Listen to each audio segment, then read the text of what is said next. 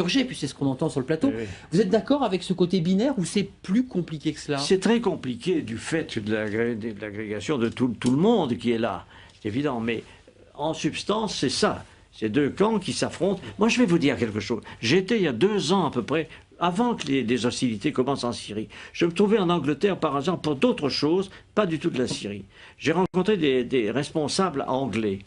Et quelques-uns qui sont mes amis m'ont avoué, en me sollicitant, qu'il se préparait quelque chose en Syrie. C'était en Angleterre et pas en Amérique. L'Angleterre préparait l'invasion des rebelles en Syrie. Et on m'a même demandé à moi, sous le prétexte que j'étais ancien ministre des Affaires étrangères, si je participerais comme ça. J'ai évidemment dit le contraire. J'ai dit, écoutez, moi, je suis français, ça ne m'intéresse pas. Mais c'est pour dire que cette opération vient de très loin.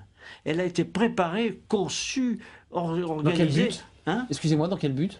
L'idée de renverser Bachar, c'était quoi le but? La finalité? Mais dans le but très simple, de destituer le gouvernement syrien, parce que dans la région, il est important de savoir que ce régime syrien a des propos anti-israéliens.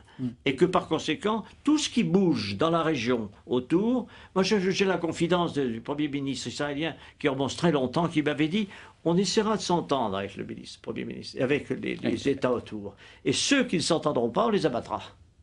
C'est une politique, c'est une conception de l'histoire. Pourquoi pas, après tout? Mais il faut le savoir. Frédéric Elbert.